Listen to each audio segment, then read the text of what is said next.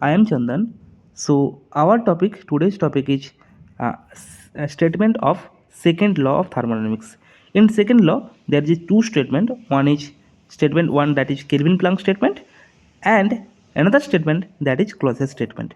So let's understand what is the Kelvin-Planck statement. So Kelvin-Planck statement say that uh, it is impossible to develop a device or an engine or a cycle which can provide work continuously by absorbing heat from the single reservoir. So what is the meaning of that? So consider, this is a source, this is a source, and this is one engine, and this engine basically absorb the heat from the source, the q amount of heat which is absorbed from the source, and it is continuously produce work. So basically it is not possible, because here heat, the amount of heat which is absorbed by the engine is directly converted to work, which is basically not possible. So here there must be a sink. So here there must be a sink, otherwise this process is not possible. So this is basically the Kelvin-Planck statement. So here this is basically perpetual motion machine 2, this is basically impossible. So here you can say that complete conversion of low grade form of energy into high grade form of energy is impossible. What is the meaning of that? So basically q, here q is the low grade form of energy, q is the low grade form of energy, and work w is the high grade form of energy. So here it say that the heat is converted to work directly.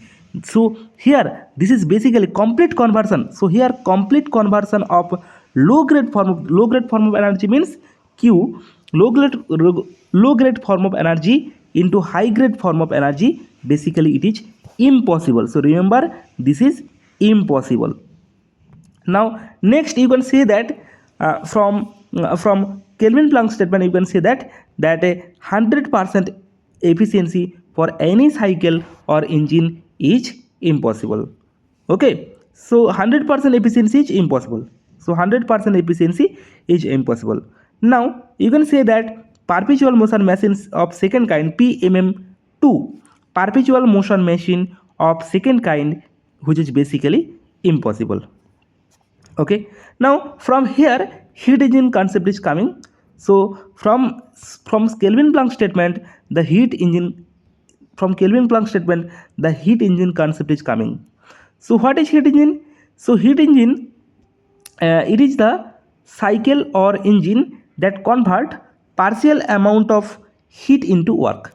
So basically, so in here you see that the heat, the amount of the total amount of heat is converted to work.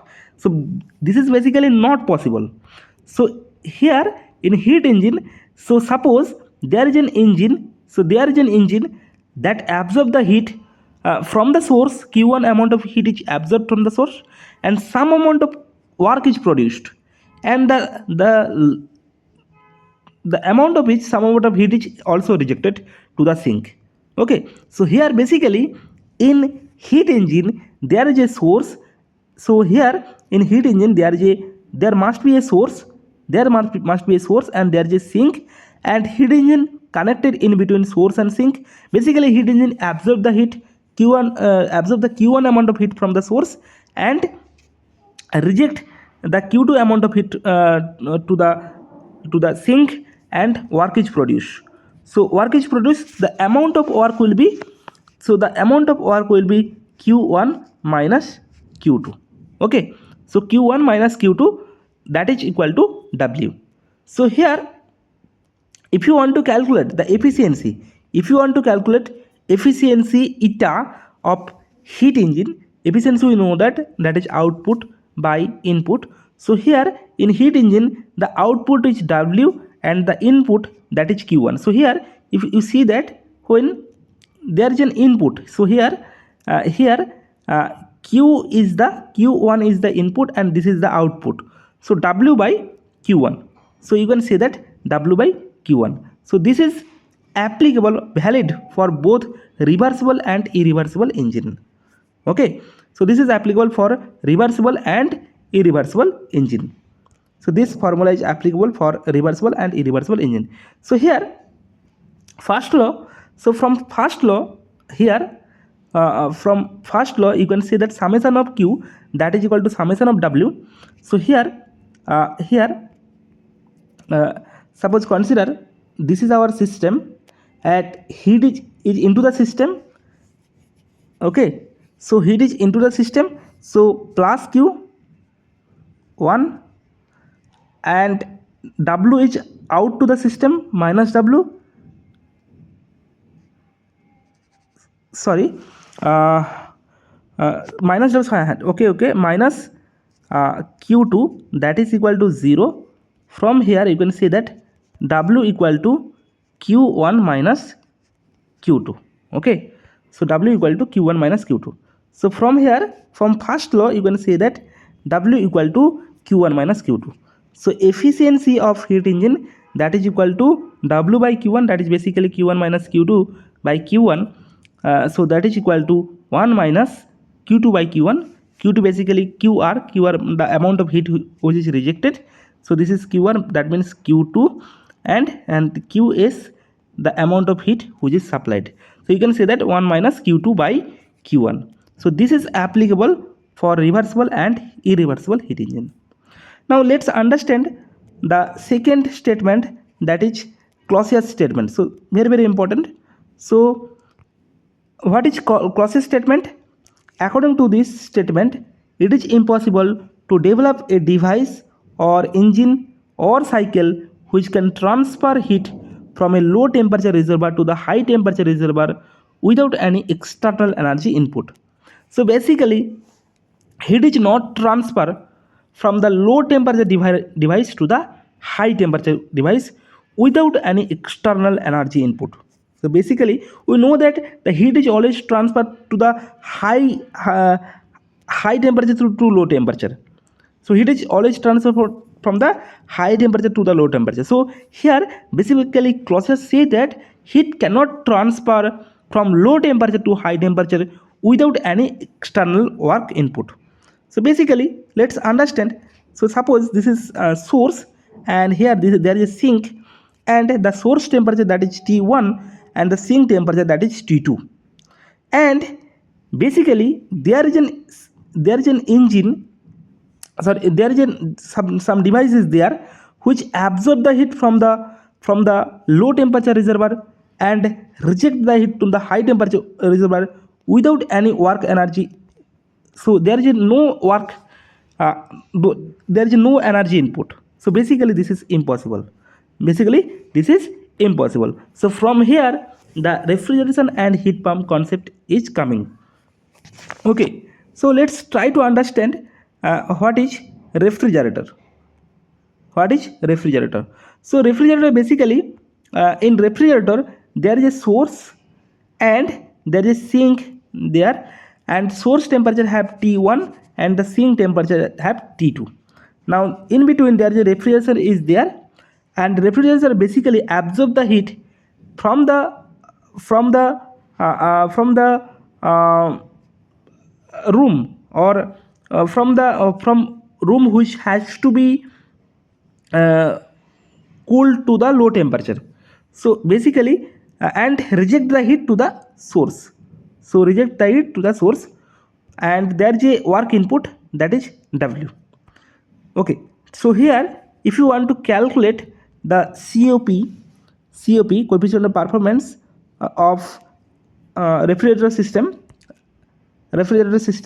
So here the COP is cooling effect by input energy. So what is the cooling effect? That is Q2. And what is the input energy? This is W. So here W is the high grade form of energy and this is the input energy. So here this is the input energy, and here our aim is to cool this room. Our aim is to cool this fridge. So here Q2 will be the our cooling effect. So here Q2 is the cooling effect. So here that is why COP that is equal to Q2 by W. So from first law, so here you can say that from first law, so W is entering to the system. So W is entering to the system, W, and Q2 is also entering to the system, Q2, that is equal to Q1. So from here you can say that W equal to Q1 minus Q2. Okay, W equal to Q1 minus Q2. So from first law you can say that W equal to Q1 minus Q2.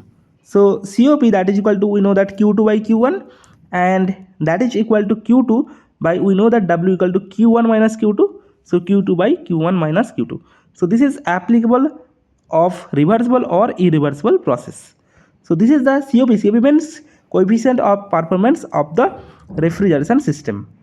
Now let's understand what is heat pump. So heat pump concept is also coming to the picture after Clausius statement. So here it is the device which create more temperature compared to the surrounding. If you want to increase the temperature of a room, then you have to there is a heat pump is required. Okay, let's understand what is heat pump. So basically in heat pump there is a source which has temperature T1, and source, consider this is a room, and there is sink that is atmosphere, and the temperature of this sink that is T2, and in between there is a heat pump is there.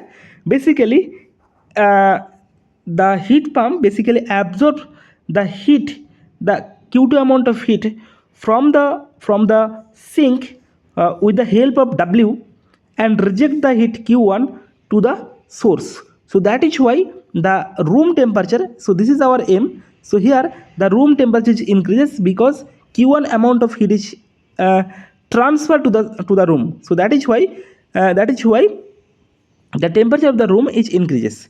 So here if you want to calculate the COP of the heat pump, then COP basically known as heating effect by input energy. So here heating effect means there is a heat pump, so that is why there is a heating effect. So here there is a heat pump, so that is why our aim is to heat the room. So that is why heating effect by energy input. So what is our heating effect? That is Q1 amount of heat which is supplied to the room. So here Q1 amount of heat which is supplied to the room. So that is why there is a Q1 by input energy, that is W. So from here COP of heat pump that is equal to Q1 by W, that is equal to Q1 by Q1 minus Q2. So what W? So here W, so this is our system, and W is entering to the system plus Q2 is also entering to the system, that is equal to Q1 is outgoing from the system. So from here you can say that W equal to Q1 minus Q2. So from here you can say that here W equal to Q1 minus Q2. Okay, so in refrigerator, so what we understand that, so here this formula is valid only for reversible or irreversible both process. This COP formula is valid. Now here the COP, we prove that COP of refrigerator that is equal to Q2 by Q1 minus Q2, and COP of heat pump that is equal to Q1 by Q1 minus Q2. So from here you get a relation COP of COP. If you get this COP of heat pump minus COP of refrigerator, that is equal to 1. From here you can find the relation between heat pump and refrigerator, that is COP of heat pump that is equal to COP of refrigerator plus 1. So this is very important relation. You have to remember this relation. So COP of heat pump that is equal to COP of refrigerator plus 1. So this is my handwritten notes. You can download it from the description, and there is a Telegram link. You can join that Telegram link. Okay, thank you.